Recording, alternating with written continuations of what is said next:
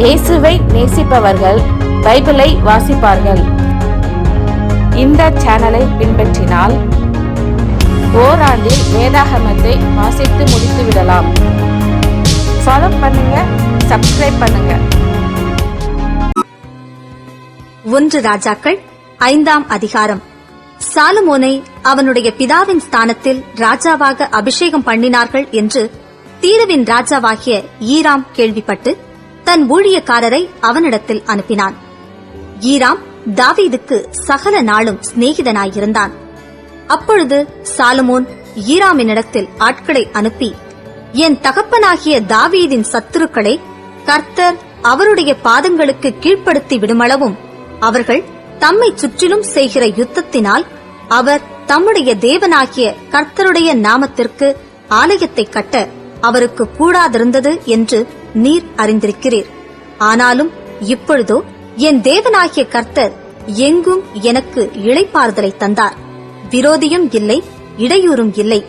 ஆகையால் நான் உன் ஸ்தானத்தில் உன் சிங்காசனத்தின் மேல் வைக்கும் உன் குமாரனே என் நாமத்திற்கு ஆலயத்தை கட்டுவான் என்று கர்த்தர் என் தகப்பனாகிய தாவீதினிடத்தில் சொன்னபடியே என் தேவனாகிய கர்த்தரின் நாமத்திற்கு ஆலயத்தை கட்ட வேண்டும் என்று இருக்கிறேன். ஆதலால் லீபனோனில் எனக்காக கேதுரு மரங்களை வெட்ட கட்டளையிடும்.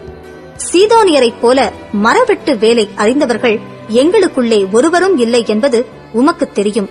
அதற்காக என் வேலைக்காரர் உம்முடைய வேலைக்காரரோடே இருப்பார்கள்.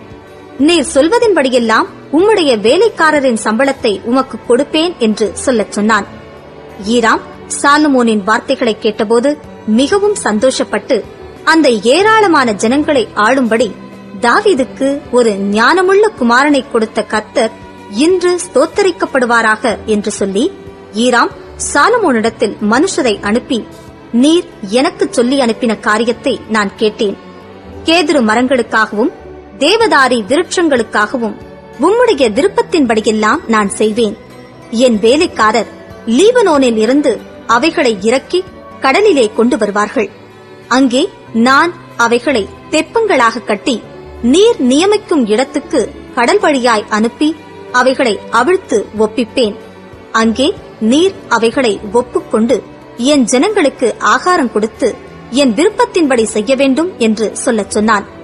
அப்படியே ஈராம் சாலமோனுக்கு வேண்டிய மட்டும் கேதுரு மரங்களையும் தேவதாரி விருட்சங்களையும் கொடுத்து கொண்டு வந்தான்.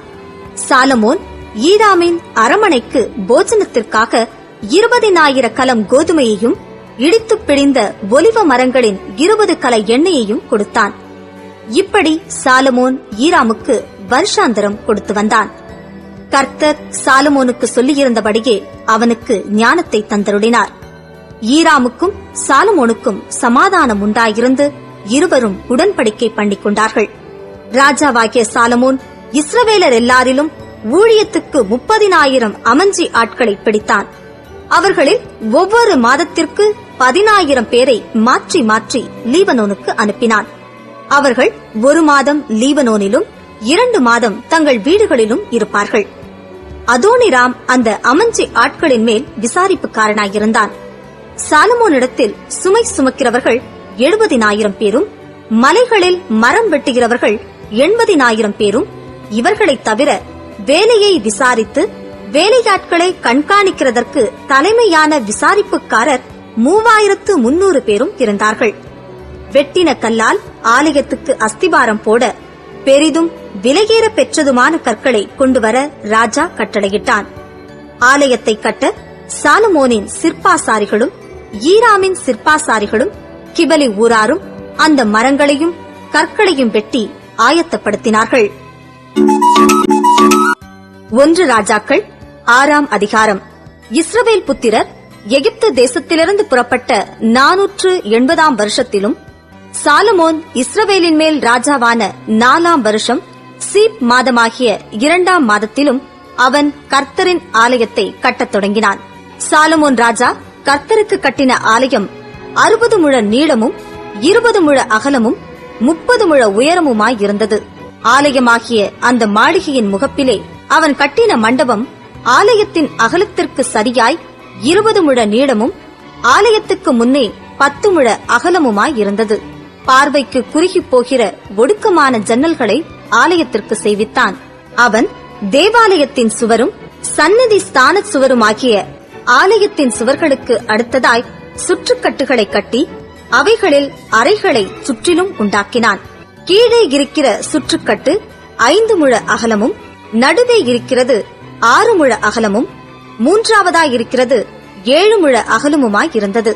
அவைகள் ஆலயத்தினுடைய சுவர்களிலே தாங்காதபடிக்கு ஆலயத்தைச் சுற்றிலும் புறம்பே ஒட்டுச் சுவர்களை கட்டுவித்தான். ஆலயம் கட்டப்படுகையில் அது பணி தீர்ந்து கொண்டுவரப்பட்ட கற்களாலே கட்டப்பட்டது. ஆகையால் அது கட்டப்படுகிற போது சுத்திகள், வாச்சிகள் முதலான எந்த இருப்பு ஆயுதங்களின் சத்தமும் அதிலே கேட்கப்படவில்லை. நடு அறைகளுக்கு போகிற வாசற்படி ஆலயத்தின் வலதுபுறத்தில் இருந்தது. சுழற்படிகளால் நடு அறைகளுக்கும், நடு அறைகளிலிருந்து 3வது அறைகளுக்கும் ஏறுவார்கள். இவ்விதமாய் அவன் ஆலயத்தை கட்டி கேதுரு மர உத்திரங்களாலும் பலகைகளாலும் ஆலயத்தை மச்சுப்பாவி முடித்தான். அவன் 5 முழ உயரமான சுற்றுக்கட்டுகளை ஆலயத்தின் மேலெங்கும் கட்டுவித்தான். அவைகள் கேதுரு மரங்களால் ஆலயத்தோடே இணைக்கப்பட்டிருந்தது. அப்பொழுது கர்த்தருடைய வார்த்தை சாலமோனுக்கு உண்டாயிற்று.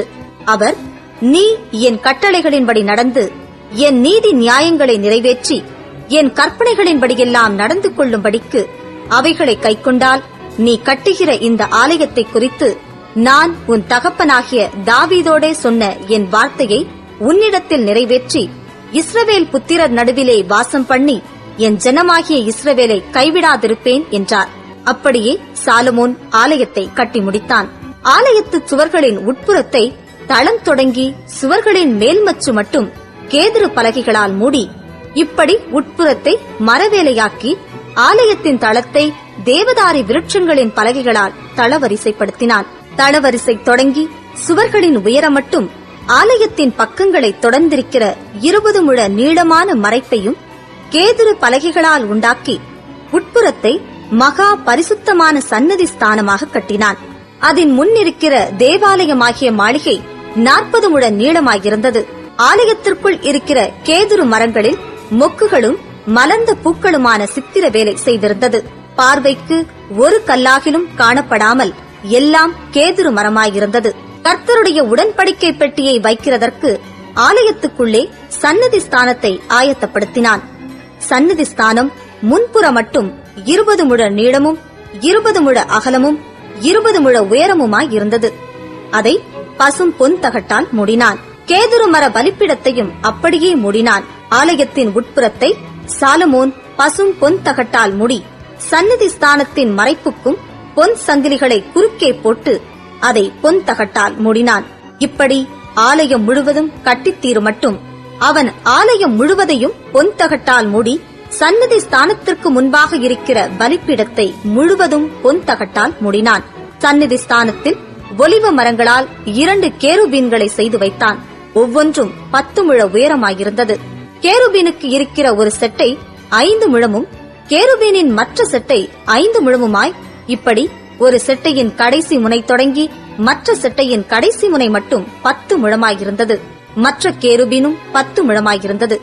2 கேருபீன்களும் ஒரே அளவும் ஒரே திட்டமுமாயிருந்தது. ஒரு கேருபீன் 10 முழ உயரமாயிருந்தது. மற்ற கேருபீனும் அப்படியே இருந்தது. அந்த கேருபீன்களை உள் ஆலயத்திலே வைத்தான். கேருபீன்களின் செட்டுகள் விரித்திருந்ததினால் ஒரு கேருபீனின் செட்டை ஒரு பக்கத்து சுவரிலும் மற்ற கேருபீனின் செட்டை மறுபக்கத்து சுவரிலும் தொடத்தக்கதாயிருந்தது.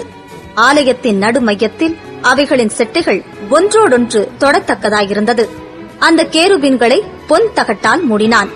ஆலயத்தின் சுவர்களை எல்லாம் அவன் சுற்றிலும் உள்ளும் புறம்புமாக கேருபீன்களும் பேரீந்துகளும் மலர்ந்த பூக்களுமான சித்திரங்களும் கொத்து வேலைகளுமாக்கினான். உள்ளும் புறம்புமாயிருக்கிற ஆலயத்து தள வரிசையையும் பொன் தகட்டால் மூடினான். சந்நிதி ஸ்தானத்தின் வாசலுக்கு ஒலிவ மரங்களால் 2 கதவுகளை செய்தான். மேல் சட்டமும் நிலைகளும் மறைப்பின் அளவில் 1/5 பங்காயிருந்தது. ஒலிவ மரமான அந்த 2 கதவுகளில் அவன் கேருபீன்களும் பேரிந்துகளும் மலர்ந்த பூக்களுமான சித்திரங்களைச் செய்து அந்த கேருபீன்களிலும் பேரீந்துகளிலும் பொன் பதியத்தக்கதாய் பொன் தகட்டால் மூடினான். இப்படி தேவாலயத்தின் வாசலுக்கும் ஒலிவ மர நிலைகளைச் செய்தான். அது சுவர் அளவில் 4 பங்காயிருந்தது. அதன் 2 கதவுகளும் தேவதாரி பலகைகளால் செய்யப்பட்டிருந்தது. ஒரு கதவுக்கு 2 மடிப்பு பலகைகளும் மற்ற கதவுக்கு 2 மடிப்பு பலகைகளும் இருந்தது. அவைகளில் கேருபீன்களும் பேரிந்துகளும் மலர்ந்த பூக்களுமான சித்திர வேலையைச் செய்து சித்திரங்களுக்கு சரியாக செய்யப்பட்ட பொன்தகட்டால் அவைகளை மூடினான். அவன் உட்பிரகாரத்தை 3 வரிசை வெட்டின கற்களாலும் 1 வரிசை கேதுரு பலகைகளாலும் கட்டினான். 4ஆம் வருஷம் சீப் மாதத்திலே கர்த்தருடைய ஆலயத்துக்கு அஸ்திபாரம் போட்டு 11ஆம் வருஷம் பூல் என்னும் 8ஆம் மாதத்திலே அந்த ஆலயம் முழுதும் சகல சட்டத்திட்டத்தின்படியே 1 பங்கும் குறையாமல் கட்டித் தீர்ந்தது. அவன் அதை கட்டி முடிக்க 7 வருஷம் சென்றது.